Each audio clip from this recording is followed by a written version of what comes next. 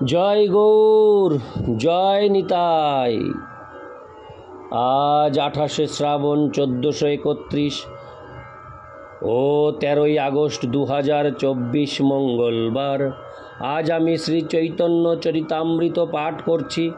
আজ আমি পাঠ করছি শ্রী চৈতন্য চরিতামৃতের আদিলীলা সপ্তম অধ্যায় পঞ্চতত্ত্বাখ্যান নিরূপণের শ্লোক 80 থেকে 84। নারায়ণ হে নারায়ণ, ভবভয়হরণম নারায়ণ।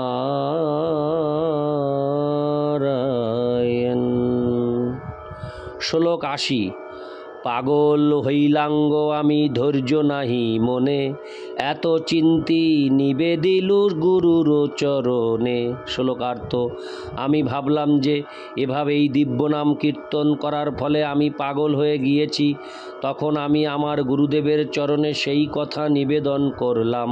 তাৎপর্য: একজন আদর্শ আচার্য রূপে শ্রী চৈতন্য মহাপ্রভু আমাদের দেখিয়ে গিয়েছেন যে গুরুর প্রতি শিষ্যের কীরকম আচরণ করা উচিত।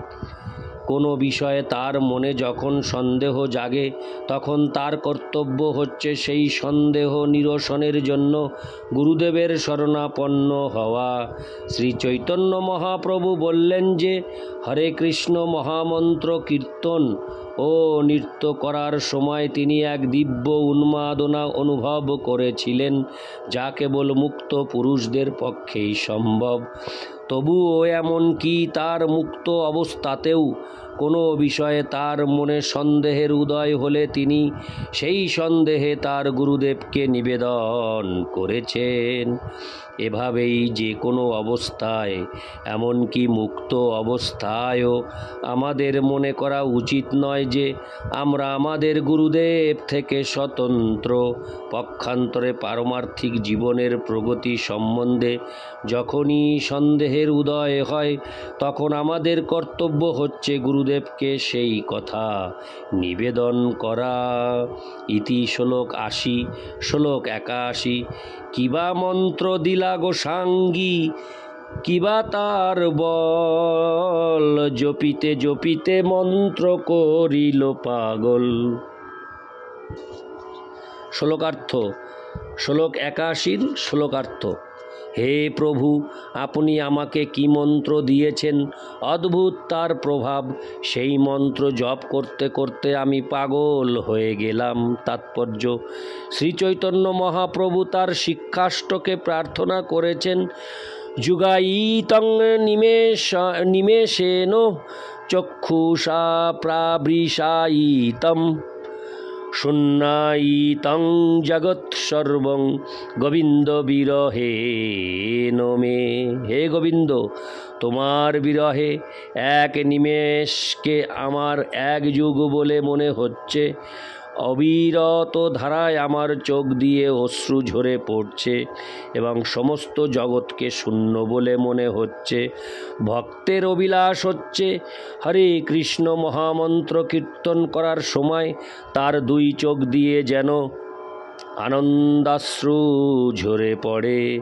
ভাবের আবেগে গদগদ স্বরে তার কণ্ঠরোধ হয়ে আসে এবং হৃদয় স্পন্দিত হয়। এগুলিই হচ্ছে ভগবানের দিব্য নাম কীর্তনের লক্ষণ।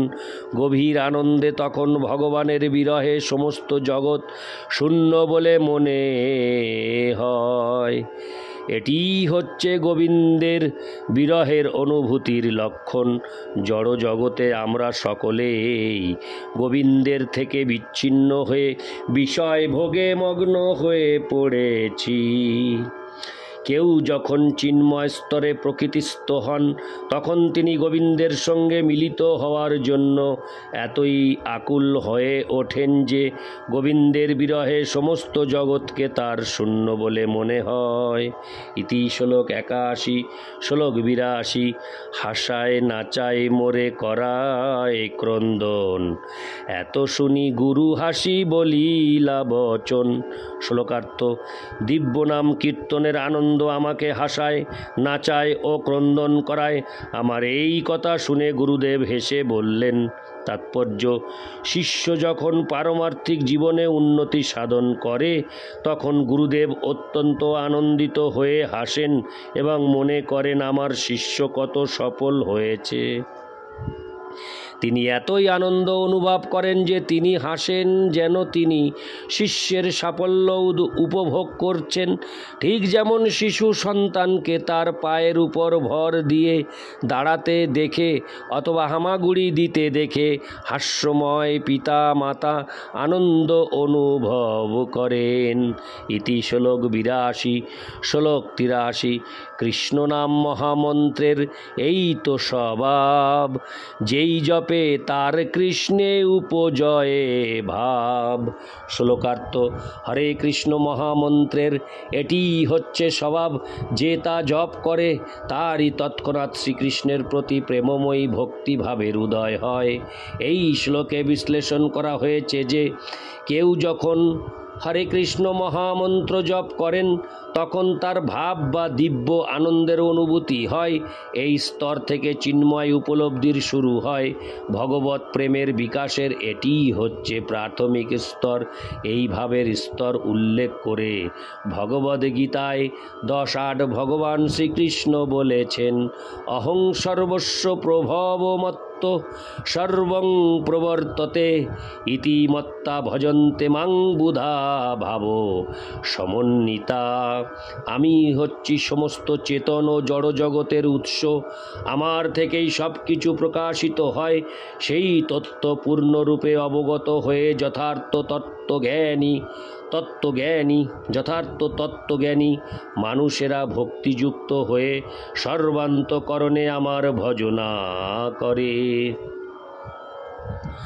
নবীন ভক্ত শ্রবণ কীর্তন, ভক্ত সঙ্গ ও বিধি নিষেধ অনুশীলন আদির মাধ্যমে ভগবদ ভক্তি সাধন করতে শুরু করেন এবং তার ফলে তার সমস্ত অবাঞ্ছিত বদ অভ্যাসগুলি দূর হয়।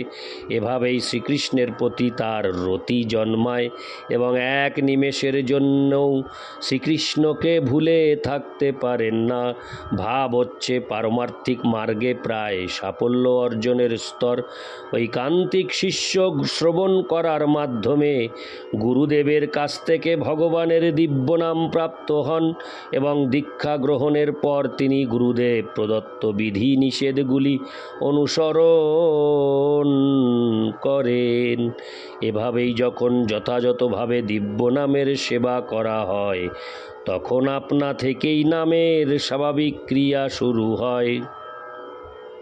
পক্ষান্তরে ভক্ত তখন নিরাপরাধে নাম করার যোগ্যতা অর্জন করেন। এভাবেই কেউ যখন পূর্ণরূপে দিব্য নাম কীর্তন করার উপযুক্ত হন তখন তিনি সারা পৃথিবী জুড়ে শিষ্য গ্রহণ করার যোগ্যতা অর্জন করেন।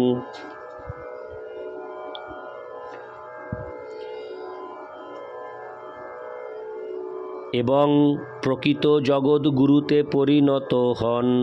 তখন তার প্রভাবে সমস্ত পৃথিবী ভগবানের দিব্য নাম সমন্বিত হরে কৃষ্ণ মহামন্ত্র কীর্তন করতে শুরু করে। এভাবেই এই ধরনের গুরুদেবের সমস্ত শিষ্য শ্রীকৃষ্ণের প্রতি গভীর থেকে গভীরতর ভাবে অনুরক্ত হন এবং তাই তিনি কখনো কাঁদেন, কখনো হাসেন, কখনো নৃত্য করেন এবং কখনো কীর্তন করেন। শুদ্ধ ভক্তের শ্রী অঙ্গে এই লক্ষণগুলি অত্যন্ত স্পষ্টভাবে প্রকাশিত হয়। কখনো কখনো আমাদের কৃষ্ণ ভাবনামৃত সঙ্গের কৃষ্ণ ভক্তেরা যখন কীর্তন করে এবং নৃত্য করে তখন বিদেশিদের এভাবেই আনন্দে মগ্ন হয়ে নৃত্য কীর্তন করতে দেখে ভারতবাসীরা পর্যন্ত আশ্চর্য হন। শ্রী চৈতন্য মহাপ্রভু বলে গিয়েছেন যে শুধু অভ্যাসের ফলেই যে এই স্তরে উন্নীত হওয়া যায় তা নয়, বরং যিনি আন্তরিকতার সঙ্গে হরে কৃষ্ণ মহামন্ত্র কীর্তন করেন কোনো রকম প্রচেষ্টা ছাড়াই, তার মধ্যে এই সমস্ত লক্ষণগুলি প্রকাশিত হয়। হরে কৃষ্ণ মহামন্ত্রের চিন্ময় স্বভাব সম্বন্ধে অজ্ঞ কিছু মূর্খ লোক আমাদের উচ্চস্বরে কীর্তনে বাধা দেওয়ার চেষ্টা করে। কিন্তু হরে কৃষ্ণ মহামন্ত্র কীর্তনের প্রভাবে যিনি যথার্থ মহাত্মায় পরিণত হয়েছেন, তার সান্নিধ্যে অন্যরাও হরে কৃষ্ণ মহামন্ত্র কীর্তন করতে শুরু করে। কৃষ্ণদাস কবিরাজ গোস্বামী বলেছেন, কৃষ্ণ শক্তি বিনা নহে তার প্রবর্তন।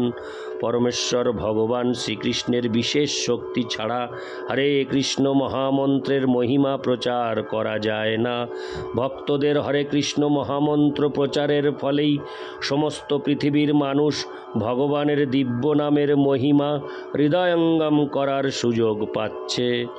ভগবানের দিব্য নাম শ্রবণ করার সময়, কীর্তন করার সময় এবং নৃত্য করার সময় আপনা থেকেই পরমেশ্বর ভগবানের কথা মনে পড়ে যায়। এবং যেহেতু শ্রীকৃষ্ণ ও শ্রীকৃষ্ণের নামের মধ্যে কোনো পার্থক্য নেই, তাই কীর্তনকারী তখন শ্রীকৃষ্ণের সঙ্গে যুক্ত হন। এভাবেই ভগবানের সঙ্গে সম্পর্কযুক্ত হয়ে ভগবদ ভক্ত ভগবানের সেবা করার স্বাভাবিক বৃত্তিতে যুক্ত হন। এভাবেই নিরন্তর শ্রীকৃষ্ণের সেবা করার বৃত্তিকে বলা হয় ভাব, এবং এই স্তরে তিনি নিরন্তর বিভিন্নভাবে শ্রীকৃষ্ণের কথা চিন্তা করেন। যিনি এই ভাবের স্তর প্রাপ্ত হয়েছেন, তিনি আর মায়ার বন্ধনে আবদ্ধ থাকেন না। অন্য সমস্ত চিন্ময় লক্ষণগুলি যথা রোমাঞ্চ, কম্প, অশ্রু আদি যখন এই ভাবের স্তরে যুক্ত হয়, তখন ভগবদ ভক্ত ধীরে ধীরে কৃষ্ণ প্রেম লাভ করেন। শ্রীকৃষ্ণের দিব্য নামকে বলা হয় মহামন্ত্র। নারদ পঞ্চরাত্রে বর্ণিত অন্য সমস্ত মন্ত্রগুলিকে কেবল মন্ত্র বলা হয়, কিন্তু ভগবানের দিব্য নাম সমন্বিত এই মন্ত্রকে বলা হয় মহামন্ত্র। ইতি শ্লোক 83। শ্লোক 84। কৃষ্ণ বিষয়ক প্রেমা পরম পুরুষার্থ, যার আগে তৃণতুল্য চারি পুরুষার্থ। শ্লোকার্থ: ধর্ম, অর্থনৈতিক উন্নতি, কাম, ভোগ ও মুক্তি, এই চারটি হচ্ছে চতুর্বর্গ, কিন্তু পঞ্চম পুরুষার্থ কৃষ্ণ প্রেমের তুলনায় এই চতুর্বর্গ পথের পাশে পড়ে থাকা একটি তৃণের মতোই অর্থহীন। তাৎপর্য: হরে কৃষ্ণ মহামন্ত্র কীর্তন করার সময় ধর্ম, অর্থনৈতিক উন্নতি, কাম, ভোগ এবং চরমে জড় জগতের বন্ধন থেকে মুক্তি, এই জড় বাসনাগুলি করা উচিত নয়।